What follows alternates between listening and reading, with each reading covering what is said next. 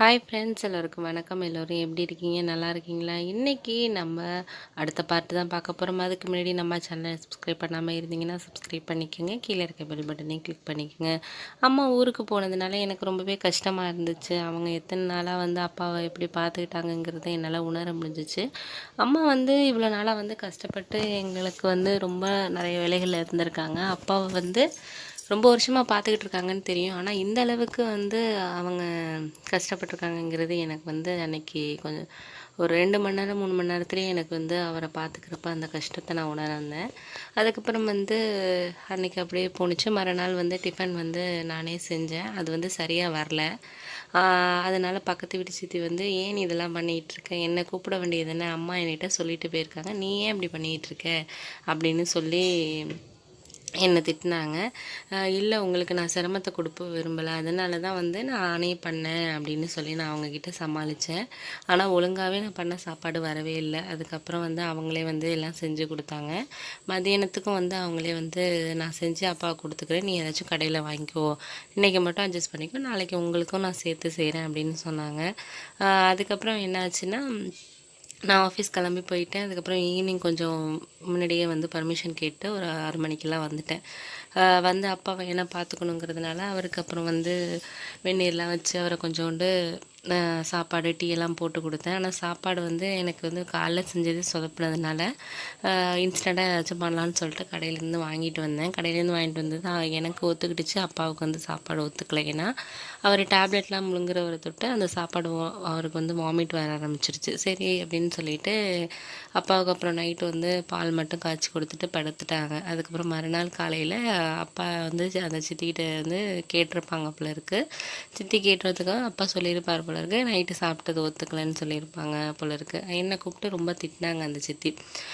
ஏன் இப்படிலாம் நீ பண்ணுற, நான் தான் உன்கிட்ட சொன்னல, எதாக இருந்தாலும் கேளு பண்ணு அப்படின்னு சொன்னல, நீ எதுக்கு கடையெல்லாம் போய் வாங்கிட்டு வந்த, அவருக்கே ஒத்துக்காது, முடியாத மனுஷன் தானே, ஏன் இப்படி பண்ணுறடா அப்படின்னு சொல்லி கேட்டாங்க. இல்லை, நீங்களே ரொம்ப வேலை பார்த்துட்டு ரொம்ப நைட்டு கொஞ்சம் வேலையாக இருப்பீங்க, நான் உங்களை டிஸ்டர்ப் பண்ணக்கூடாதுன்னு தான் கேட்கல சித்தி, வேறு ஒன்றும் கிடையாது அப்படின்னு சொல்லி நான் சொன்னேன். இதில் என்ன டிஸ்டர்பன்ஸ் இருக்குது, இது ஒரு பொறுப்பு மாதிரி தான். இப்போ நான் எங்கள் வீட்டில் இல்லைன்னா உங்கள் அம்மா எங்கள் பசங்களுக்கு செய்ய மாட்டாங்களா, இதில் என்ன இருக்குது, இது ஒருத்தருக்கு ஒருத்தர் உதவி பண்ணிக்கிறது தான் பக்கத்தில் இருக்கவங்க அப்படின்னு சொன்னாங்க. சரி அப்படின்னு சொல்லிவிட்டு அவங்களே காலையில் சமைச்சாங்க. அன்றைக்கி நான் லீவ் போட்டிருந்தேன். லீவ் போட்டு நான்வெஜ் வாங்கி சமைக்கலாம் அப்பாவுக்கு இன்றைக்கி அப்படின்னு சொல்லிட்டு எடுத்துகிட்டு வந்திருந்தேன். ஆனால் எனக்கு ஒரு பயம், அன்றைக்கி நம்மளுக்கு சுத்தமாக சமைக்க தெரியாது, எப்படி வருமோ அப்படின்னு சொல்லிட்டு எனக்கு ஒரு பயம் இருந்துச்சு. அப்போ தான் ஒரு 10 மணி இருக்கும், கரெக்டாக சித்தி வந்தாங்க. நீ ஒன்றும் பண்ண வேண்டாம், நானே எல்லாம் பண்ணிட்டேன், கொஞ்சம் காய்கறி மட்டும் கட் பண்ணி கொடு அப்படின்னு சொல்லி சொன்னாங்க. அதுக்கப்புறம் அவங்க வீட்டில் நான் சமையலை முடிச்சுட்டு வந்துடுறேன், நான் உங்களுக்கு சொல்லி அதாவது நான் சமைச்சு காமிக்கிறேன், நீ ஒரு தடவை பார்த்துக்கோ, அதுக்கப்புறம் நீயே செய்யலாம் நெக்ஸ்ட் டைம்லாம் அப்படின்னு சொன்னாங்க. சரி அப்படின்னு சொல்லிவிட்டு அவங்க ஒரு 12 மணி இருக்கும், அவங்க வீட்டில் சமையல்லாம் பண்ணி வச்சுட்டு வந்தாங்க. 1 ஹவரில் சமைச்சிடலாம், ஒன்றும் ப்ராப்ளம் இல்லை அப்படின்னு சொல்லிட்டு எல்லாத்தையும் க்ளீன் பண்ணி வச்சுருந்தேன். அதுக்கப்புறம் வெங்காயம் தக்காளி மட்டும் அவங்க அரிய சொன்னாங்க. அரிஞ்சிட்டு சமைக்க ஆரம்பிச்சிட்டாங்க. அந்த வாசனையே நல்லா டேஸ்ட்டாக இருக்கும் அப்படின்னு தோணுச்சு. எங்கள் அம்மாவே நல்லா சமைக்கிறவங்க தான், ஆனால் அவங்க எங்கள் அம்மாவோடய நல்லா சமைப்பாங்க போல இருக்குது அப்படின்ட்டு எனக்கு நாக்கே ஊற ஆரம்பிச்சிட்டு, அந்தளவுக்கு அவங்க சமைக்கிறதே சாப்பிடணும் போல் அப்படின்னு இருந்துச்சு. அதுக்கப்புறம் சமைச்சு முடிச்சிட்டாங்க. சமைச்சு முடிச்சுட்டு எல்லாம் வச்சுட்டு போயிட்டாங்க, நீங்கள் சாப்பிடுங்க, எடுத்து போட்டு சாப்பிடுங்க அப்படின்னு சொல்லிட்டு போயிட்டாங்க. அப்புறம் நைட்டு ஒரு 7 மணிக்கு வந்தாங்க. வந்துட்டு நான் டிஃபன் பண்ணி கொடுக்கட்டுமா, தோசை ஊற்றி கொடுக்குறேன், நீ வேணால் அப்பாவுக்கு மதியானம் வச்ச குழம்பு வச்சு கொடுடா அப்படின்னு சொன்னாங்க. சரின்ட்டு அவங்க தோசை ஊற்றி கொடுத்தாங்க. அப்புறம் நான் அப்பாவுக்கு கொடுத்தேன். அதுக்கப்புறம் என்னாச்சுன்னா, சரி நான் வீட்டுக்கு போயிட்டு வரேன் அப்படின்னு சொல்லிட்டு போயிட்டாங்க. மறுநாள் காலையில் நான் ஆஃபீஸ் போகிறதுக்காக ரெடியானேன். திடீர்னு எனக்கு உடம்பு கொஞ்சம் லைட்டாக உடம்பு முடியாத மாதிரி இருந்துச்சு. சரி ஒரு மாதிரி டயர்டாக இருந்ததுனால நான் போகல. சரி இன்றைக்கி லீவ் எடுத்துக்கலாம் அப்படின்னு சொல்லிட்டு லீவ் சொன்னேன். அப்போ தான் காலைல ஒரு 10 மணி இருக்கும். அப்போ இது மாதிரி அப்பா வந்து மாத்திரை போட்டு தூங்கிட்டு இருந்தாங்க. வந்தாங்க என் ரூமுக்கு. வந்து என்னாச்சு அப்படின்னு சொல்லிட்டு மேலே கையை வச்சு பார்த்தாங்க. இன்னும் ரொம்ப ஒரு மாதிரி ஃபீவர் வர மாதிரி இருக்கே, உடம்பே ஒரு மாதிரி இருக்குது, முகம்லாம் என்னாச்சு அப்படின்னு சொன்னாங்க.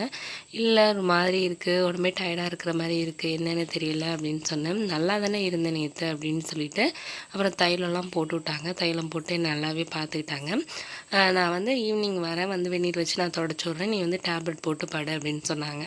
சரி அப்படின்னு சொல்லிட்டு நானும் போட்டு படுத்தேன். மதியானம் சாப்பாடெலாம் கொண்டாந்து எல்லாமே கொடுத்தாங்க. எனக்கு ரொம்பவே வந்து அவங்க வந்து என்னை அக்கறையாக பார்த்துக்கிட்டது வந்து ஒரு அம்மா வந்து எப்படி பார்த்துக்குவாங்களோ அந்த மாதிரி இருந்துச்சு எனக்கு. அம்மா இல்லாத ஒரு இடத்த வந்து அவங்க ஃபுல்ஃபில் பண்ணாங்க அப்படிங்கிறது எனக்கு நல்லாவே தெரிஞ்சிச்சு. அன்னைக்கு நைட்டு வந்து எனக்கு முடியாமல் இருந்துச்சு. சரி அப்படின்னு சொல்லிட்டு அவங்களே வெந்நீர் வச்சு அப்பாவுக்கு சாப்பாடு கொடுத்துட்டு எனக்கு வந்து ஒரு 7:30 மணி இருக்கும். நான் வெந்நீர் வச்சு காலெலாம் வந்து உனக்கு நான் தொடச்சி விட்றேன், சரியாயிடும் அப்படின்னு சொல்லிட்டு தைலம்லாம் போட்டு விட்டாங்க. அந்த சமயத்தில் வந்து நான் எதிர்பாராத விதமாக வந்து 2 பேரும் வந்து அந்த நேரத்தில் நாங்கள் ஒன்றா இருந்தோம். அது வந்து எங்களுக்குள்ளே எதிர்பாராமல் நடந்தது தான். அது வந்து நடக்கும்னு நானும் நினைக்கல, அவங்களும் நினைக்கல. அவங்க என்னை வந்து அந்த மாதிரி வந்து பணிவிடை பண்ணுறதுக்கு நெருங்குறப்போ என்னையும் அறியாமல் 2 பேரும் சேர்ந்துட்டோம். அது வந்து அவங்களுக்கு ரொம்பவே வந்து அதை அவங்க அக்செப்ட் பண்ணிக்கிட்டது தான் எனக்கு ரொம்ப ஆச்சரியமாக இருந்துச்சு. ஏன் அப்படின்னா, இதே வந்து அந்த நேரத்தில் நான் அவங்கள வந்து அப்ரோச் பண்ணாலும் அவங்க வந்து வேண்டாம் அப்படின்னு சொல்லி என்ன வேணான்னு சொல்லியிருந்திருக்கலாம். ஆனால் அவங்க சொல்லலை. அதை வந்து மறுக்கவும் இல்லை. அவங்க வந்து அதை அக்செப்ட் பண்ணிவிட்டு அவங்க ரொம்பவே சந்தோஷமாக தான் ஃபீல் பண்ணாங்க. அந்த நேரத்தில் வந்து அந்த ஒரு மணி நேரத்துக்குள்ளே எங்களுக்குள்ளே வந்து எல்லாமே முழுமையாக நடந்துருச்சு, எங்களை எதிர்பாராமங்கிறது எனக்கு நல்லா கிளியராக இருந்துச்சு. அதுக்கப்புறம் எனக்கு வந்து அந்த மாதிரி நடந்ததையே நான் நினச்சிக்கிட்டு இருந்தேன். ஆஃபீஸ் போகிறப்போ மறுநாள் வந்து அம்மா வந்துட்டாங்க, ஊர்லேருந்து வந்துட்டாங்க. எனக்கு வந்து அவங்கள ஃபேஸ் பண்ணவே ரொம்ப கஷ்டமாக இருந்துச்சு. அம்மா வந்து கேட்டாங்க, என்னடா அப்பா ஃபோன் பண்ணாங்க, நல்லபடியாக அந்த பக்கத்து வீட்டு சித்தி தான் வந்து எல்லாம் அவங்கள பார்த்துக்கிட்டாங்களாம் சொன்னாங்க. எனக்கு ரொம்ப சந்தோஷமாக இருந்துச்சு. நீயும் ஏதோ சமைச்சியாமே, போய் சமைக்கிறலாம் பண்ணியா அப்படின்னு சொல்லிட்டு அப்பா வந்து சொல்லிகிட்டு இருந்தார். எனக்கு இப்போ ஒரு சந்தோஷமாகவும் இருந்துச்சு. பரவாயில்ல, நம்ம பையன் வந்து நம்ம இல்லைனாலும் பரவாயில்ல சமைக்கிறானே அப்படின்னு சொல்லிட்டு எனக்கு ஹாப்பியாக இருந்துச்சுடா அப்படின்னு அம்மா சொன்னாங்க. அதுக்கப்புறம் என்ன ஆச்சுன்னா, எனக்கு வந்து ஒரு மனசுக்குள்ளே ஒரு விதமான கஷ்டமாகவும் இருந்துச்சு. என்ன அப்படின்னு ஒரு கஷ்டம்னு கேட்டிங்கன்னா, அன்றைக்கி அவங்களோட இருந்தது வந்து ஒரு அனுபவமாக இருந்தாலும், எனக்கு சந்தோஷத்தை தந்தாலும், ஒரு வித பயமும் இருந்துச்சு. என்ன அப்படின்னா, அந்த நேரத்தில் நம்ம சேர்ந்தது அவங்க மனசுக்குள்ளே வந்து நம்மளை வந்து ஒரு விதமான தவறான ஒரு கண்ணோட்டத்தில் எடுத்துக்கிடுவாங்களோ அப்படின்னு சொல்லிட்டு நான் வந்து அவங்கக்கிட்ட பேசணும்னு நினச்சேன்.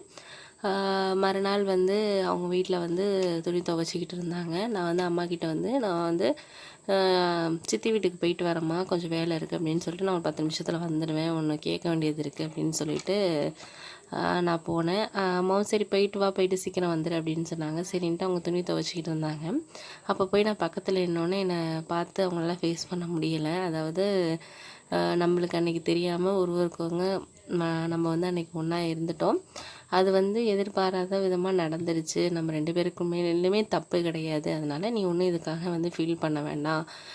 இதுக்காக நீ வந்து என்கிட்ட சாரி கேட்க வேண்டாம். நானும் உன்னை வேண்டான்னு சொல்லலை, நானும் உன்னை வந்து ஏற்றுக்கிட்டு அந்த நேரத்தில் இருந்தேன் தானே, என் மேலேயும் தான் தப்பு இருக்குது அப்படிங்கிற மாதிரி அவங்க சொன்னாங்க. அதுக்கு முக்கியமான காரணம் என் ஹஸ்பண்ட் தான். அவர் ரொம்ப நாள் வந்து என்னோட வந்து அந்த மாதிரி இல்லாதனால அந்த நேரத்தில் வந்து நீ என்னோட இருந்தப்போ எனக்கு வந்து அது பிடிச்சிருந்துச்சு அப்படின்னு சொன்னாங்க.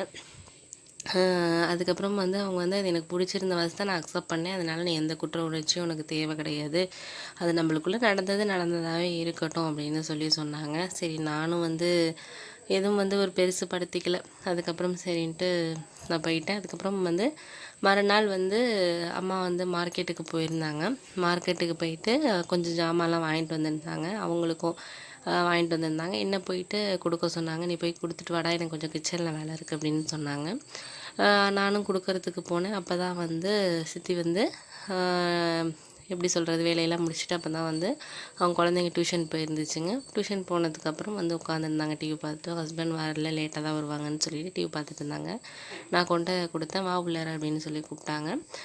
ஜாமான்லாம் வந்து எடுத்து வைக்க சொன்னாங்க. அம்மா இதை வந்து உங்கள்கிட்ட கொடுக்க சொன்னாங்க அப்படின்னு சொல்லிட்டு வந்தேன். ஏன் என்கிட்ட நீ சரியாக பேச மாட்டேங்கிற, முன்னெல்லாம் என்கிட்ட நல்லா கலக்கலன்னு பேசுவேன், அன்றைக்கி நடந்ததையும் நினச்சிட்டு நீ ஏன் அப்படி இருக்க ஃபீல் பண்ணுற, அதெல்லாம் ஒன்றுமே கிடையாது அப்படின்னு சொல்லிட்டு அவங்க என்னோட கையை வந்து பிடிச்சாங்க. சரின்ட்டு நானும் அந்த நேரத்தில் வந்து மறுபடியும் எங்களுக்குள்ளே வந்து அந்த உறவு திருப்பியும் நடந்துச்சு. அதை வந்து அவங்க வந்து இன்னமுமே வந்து என்னோட இருக்கணுங்கிற மாதிரியான ஃபீல் பண்ண இருக்காங்கங்கிறது எனக்கு அப்போ தான் தெரிஞ்சிச்சு. அவங்க வந்து என்னோட இருக்கணும், என்னோட உறவில் இருக்கணும்னு அவங்க நினைக்கிறாங்கங்கிறது எனக்கு அப்புறம் தான் புரிஞ்சிச்சு. அதுக்கப்புறம் வந்து ஒரு 4-5 தடவை வந்து அந்த உறவில் நாங்கள் 2 பேருமே சேர்ந்து இருந்தோம். ஆனால் அதுக்கப்புறம் வந்து எங்கள் அம்மாவுக்கு இந்த விஷயம் தெரிஞ்சிருச்சு எப்படியும். அதுக்கப்புறம் அம்மா வந்து அது வந்து இப்படியே இருந்துச்சுன்னா நம்மளது வந்து சரி இருக்காதுன்னு சொல்லிட்டு அந்த வீடை விட்டுட்டு நாங்கள் வந்து வேறு வீடு பார்க்கணும் அப்படிங்கிற மாதிரி அம்மா சொன்னாங்க. அப்புறம் பார்த்தாங்க, வேறு ஏரியாவுக்கு நாங்கள் போனோம். அதுக்கப்புறம் வந்து அம்மா வந்து என்கிட்ட டேரெக்டாகவே வந்து பேசினாங்க. நீ வந்து இப்போ நடந்துக்கிறது வந்து சரியில்லை, அந்த உறவு வந்து உனக்கு சரியில்லாது அப்படின்னு சொல்லி அம்மா என்கிட்ட டேரெக்டாகவே பேசினாங்க. அதுக்கப்புறம் தான் என்னோடய தப்பை நான் உணர்ந்தேன். என்னால் வந்து அவங்க வாழ்க்கையும் பாதிக்கப்படணும்னு நினச்சிட்டு நான் ஒதுங்கிட்டேன் அவங்கள்ட்ட இருந்து. இப்போ வந்து எனக்கு வந்து அம்மா வந்து ஒரு பொண்ணு பார்த்தாங்க. பொண்ணு பார்த்து நல்லபடியாக வந்து எனக்கு திருமணமும் முடிஞ்சிருச்சு. திருமணம் முடிஞ்சு நானும் என் மனைவியும் சந்தோஷமாக தான் இருக்கிறோம். இருந்தாலும் எப்போயாச்சும் வந்து அந்த உறவு வந்து நடந்ததை வந்து சில சமயங்கள் வந்து நினச்சி பார்ப்பேன். நினச்சி பார்த்து சந்தோஷமும் இருக்கும், அதே நேரம் ஒரு பயமும் இருக்கும். அம்மா சொன்ன வார்த்தைகள் தான் என்கிட்ட அடிக்கடி வந்துட்டு போகும். இது வந்து ஒன்றை மட்டும் பாதிக்காது, உன்னோட சேர்த்து இல்லாமல் எங்களையும் நம்ம ஃபேமிலியும் பாதிக்கும். அது மட்டும் இல்லாமல் நீ யாரோட வந்து உறவில் இருக்கிறியோ அவங்களையும் வந்து அவங்களோட ஃபேமிலியும் பாதிக்கும் அப்படின்னு சொல்லி சொன்னாங்க. இது எதுக்காக இன்றைக்கி இந்த கதை உங்ககிட்ட நான் சொல்கிறேன்னா, சில விஷயங்கள் வந்து நமக்கு அந்த நேரத்தில் வந்து சந்தோஷத்தை கொடுக்கலாம், மகிழ்ச்சியை கொடுக்கலாம், நிறைய அனுபவத்தையும் கொடுக்கலாம் அப்படின்னு சொல்கிறோம். எதுக்காக இது அப்படின்னா, நம்ம வாழ்க்கையில் சில விஷயங்கள் நல்லதுன்னு நினச்சி பண்ணுவோம், நம்மளுக்கு பிடிச்சிருக்கும் அப்போதைக்கு. அது வந்து மற்றவங்க பார்வைக்கு வந்து தவறாக ஆகிற மாதிரியான ஒரு சில விஷயங்கள் இருக்கும். அதனால் வந்து நம்மளுக்கு ஒரு விஷயத்தை செல்றதுக்கு முன்னாடி நம்ம வந்து கொஞ்சம் உணர்ந்து பண்ணோம் அப்படின்னு தெரிஞ்சால் வாழ்க்கையில் வந்து நிறைய தவறுகளை வந்து நம்ம நடக்காமல் தடுக்கலாம். அப்படி நடந்துருச்சுனாலும் அதை வந்து சரி பண்ணுறதுக்கு நம்ம தான் பார்க்கணும். அது மீண்டும் மீண்டும் அந்த தவறை செஞ்சுக்கிட்டே இருந்தோன்னா நம்ம மட்டும் பாதிக்கப்பட மாட்டோம், நம்மளை சேர்ந்தவங்களும் அதிகமாக பாதிக்கப்படுவாங்கங்கிறது தான் நான் வந்து இந்த கதையை உங்ககிட்ட சொல்கிறேன் ஃப்ரெண்ட்ஸ். இந்த கதை இதோட முடியுது. அடுத்த கதையில் உங்களை நான் மீட் பண்ணுறேன். இந்த வீடியோ உங்களுக்கு பிடிச்சிருந்துச்சுன்னா வீடியோ லைக் பண்ணுங்கள், ஷேர் பண்ணுங்கள், கமெண்ட் பண்ணுங்கள் ஃப்ரெண்ட்ஸ்.